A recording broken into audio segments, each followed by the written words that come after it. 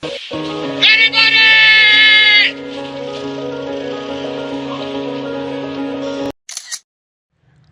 اوے ایسے شخص کی سچی کہانی پر مبنی فلم ہے جسے 4 سال سے کچھ زائد دن تنہا ایک سنسان آئرلینڈ یعنی جزیرے پر گزارنا پڑے تھے۔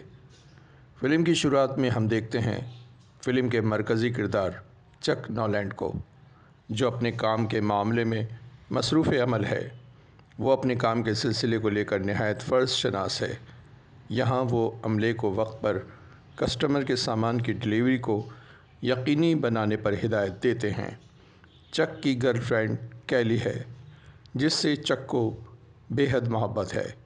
کیلی اور وہ دونوں جلد شادی کرنا چاہتے ہیں، جس کے لیے وہ کرسمس کے دن کو چنتے ہیں، مگر اس سے پہلے چک کو فیڈیکس کمپنی کی طرف سے ملیشیا جانے کے ارجنٹ آرڈرز آ جاتے ہیں، جس پر کیلی افسردہ ہوتی ہے۔ وہ کیلی کو کرسمس تک واپس آنے کا وعدہ کرتا ہے۔ کیلی اس کو روکنا چاہتی ہے، مگر ایسا نہیں کر پاتی، اور پھر دونوں ایڈوانس میں ایک دوسرے کو کرسمس کا تحفہ دیتے ہیں۔ کیلی چک کو جیبی گھڑی دیتی ہے، جس میں اس کی تصویر ہوتی ہے، جبکہ چک اپنی گاڑی کیلی کے سپرد کرتا ہے۔ اب چک ملیشیا کے لیے روانہ ہو جاتا ہے۔ زیر سفر طیارہ فیڈیکس کمپنی کا سامان بردار جہاز ہے، جو لوگوں کے سامان سے بھرا پڑا ہے۔ یہاں چک کے علاوہ 4 اور اسٹاف کے لوگ موجود ہیں۔ بدقسمت طیارہ خرابی موسم کی وجہ سے ایک پیسیفک اوشین میں گر کر تباہ ہو جاتا ہے۔ چک کے چاروں ساتھی فوری طور پر مر جاتے ہیں، جبکہ چک بچ جاتا ہے۔ سمندر کی تیز لہریں اور جہاز سے اٹھنے والے دھماکے اسے تیزی سے بہاتے ہوئے ایک سنسان جزیرے پر پہنچا دیتے ہیں۔ وہ خود کو ایک سیفٹی بوٹ کی مدد سے ڈوبنے سے بچاتا ہے۔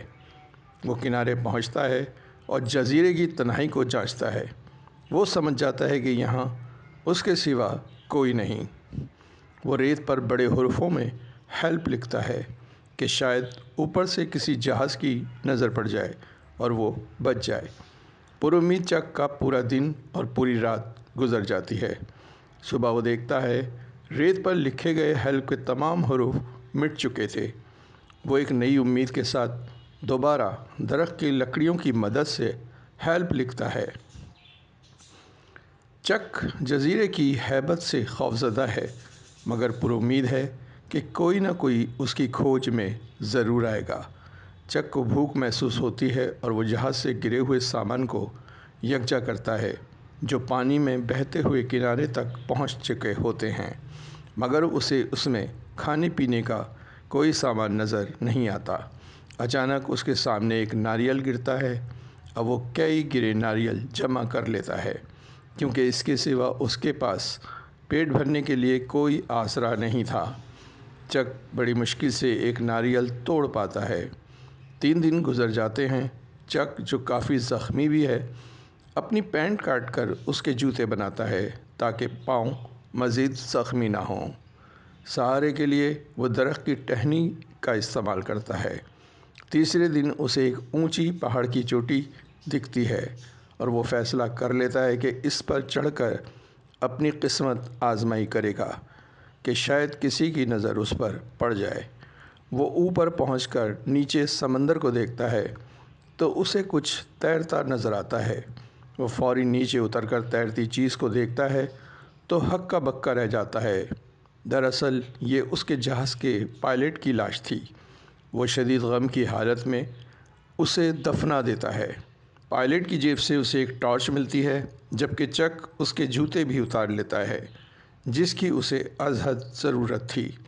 دن رات گزرتے جاتے ہیں۔ چک کے لیے ہر دن نئی مشکلات کا پیغام لاتا ہے۔ وہ کھانے پینے کی کمی کا شکار کسی نہ کسی مشکلات سے دن گزارنے پر مجبور ہے۔ بھوک مٹانے کے لیے وہ مچھلی کا شکار کرتا ہے، مگر وہ ناکام رہتا ہے۔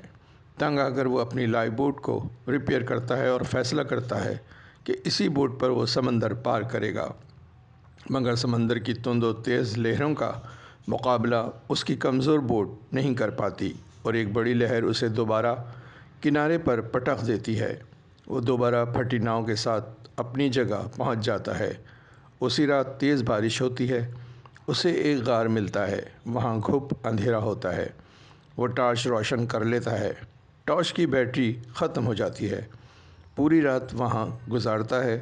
صبح اٹھ کر تمام سامان کے پارسل کھول کر دیکھتا ہے کہ اس کے کام کی کیا کیا چیز اس میں اسے مل سکتی ہے۔ ایک پارسل سے اسے سکیٹنگ کا جوتا ملتا ہے جس کے نیچے بلیڈ لگا ہوتا ہے، جبکہ کئی ویڈیو کیسٹس بھی اسے ملتی ہیں۔ جوتے کے بلیڈ اسے ناریل کاٹنے میں بڑی مدد کرتے ہیں، اور اسی بلیڈ سے وہ ایک لکڑی کو مچھلی کے شکار کا ہتھیار بناتا ہے، جس سے وہ اب بآسانی مچھلی کا شکار کر لیتا ہے۔ مچھلی کو پکانے کے لیے وہ آگ جلانے کی نت نئی کوششیں کرتا ہے، اور بالآخر 2 لکڑیوں کی مدد سے وہ آگ جلانے میں کامیاب ہو جاتا ہے۔ آگ جلتے ہی وہ خوشی اور فاتحانہ انداز سے چیخ اٹھتا ہے۔ چک، جو تنہائی کا شکار ہو چکا تھا، پاس پڑی فٹ بال پر بیٹھے بیٹھے اپنے ہاتھ کے لگے تازہ خون سے انسانی چہرہ بنا دیتا ہے۔ چک اس کا نام ولسن رکھتا ہے۔ چک ولسن کو اپنا ساتھی سمجھ کر اس سے خوب باتیں کرتا ہے، جس سے اس کی کچھ گھٹن کم ہوتی ہے۔ ایک روز چک دانت کے درد میں مبتلا ہو جاتا ہے۔ تکلیف اس قدر شدید ہوتی ہے کہ اسے اپنا دانت جوتے کے بلیڈ کے ذریعے نکالنا پڑ جاتا ہے۔ تکلیف کی شدت سے وہ بے ہوش ہو جاتا ہے، اور پھر چک کو 4 سال کا عرصہ اسی دکھ تکلیف میں گزر جاتا ہے۔ مگر چک کیلی سے ملنے کی چاہ میں جینے کی آس اور امید نہیں چھوڑتا۔ ان 4 سالوں میں چک کافی بدل چکا ہوتا ہے۔ اس کی حالت پاگلوں جیسی ہو جاتی ہے۔ لمبی بے ہنگم داڑھی، شانوں تک کھچڑی بال، لباس بھی اس کا تار تار ہو چکا ہوتا ہے۔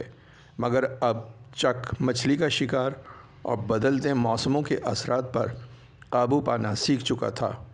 ایک روز اس کی نظر اسٹیل کی شیٹ پر پڑتی ہے۔ وہ شیٹ کو بغور دیکھتا ہے اور سوچتا ہے کہ اس کا کیا مصرف نکالا جائے، اور اچانک اسے ایک آئیڈیا آتا ہے۔ وہ فوری طور پر لکڑیاں جمع کر کے ایک ناؤ بنانا شروع کر دیتا ہے۔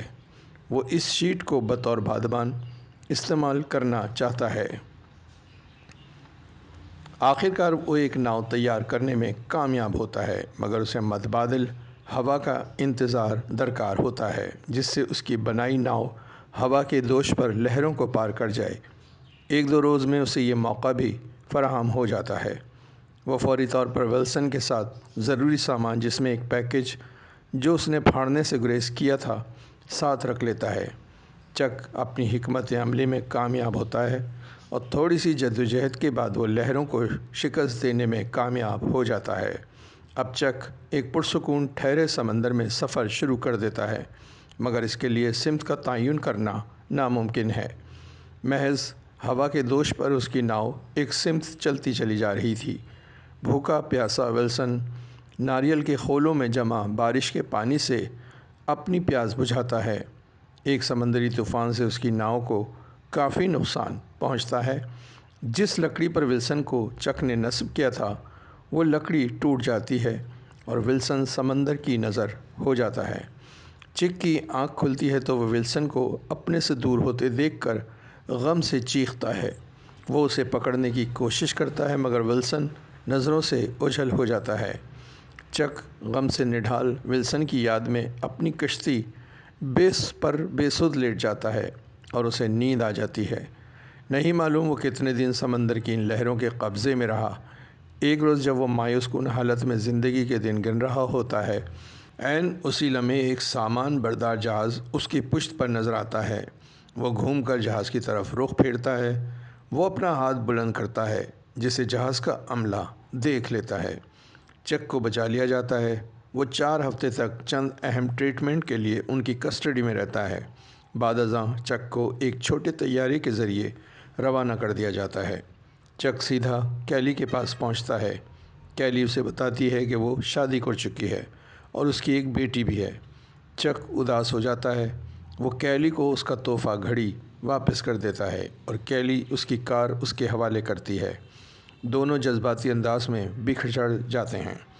چک ونگز کے نشان والا پارسل لکھے گئے پتے پر لے کر پہنچتا ہے اور اس پر ایک میسیج لکھتا ہے کہ اس پیکیج کی وجہ سے میری زندگی محفوظ رہی۔ پیکیج وغیرہ وہاں چھوڑ کر وہ ایک 4 رویا سڑک کے بیچ کھڑا ہوتا ہے اور تعین کرتا ہے کہ اسے کہاں جانا چاہیے۔ ایسے میں بیتینہ نامی لڑکی اپنی وین میں پہنچتی ہے۔ بیتینہ اسے راستہ بتانے میں مدد کرتی ہے۔ دونوں میں کچھ اور مزید باتیں ہوتی ہیں جس سے معلوم ہوتا ہے کہ بیتینہ بھی اسی دور سے گزری ہے جس سے کہ چک گزر رہا ہے۔ چک بیتینہ کی وین پر وہی نشان دیکھتا ہے جو پارسل پر بنا ہوتا ہے۔ چک قدرت کے اس کھیل کو سمجھ کر مسکرا دیتا ہے کہ یہ پیکیج آج تک اس سے علیحدہ کیوں نہ ہوا تھا۔ چک اپنی منزل کی طرف پہنچنے کے لیے وہی راستہ چنتا ہے جو بیتینہ کی طرف جاتا ہے۔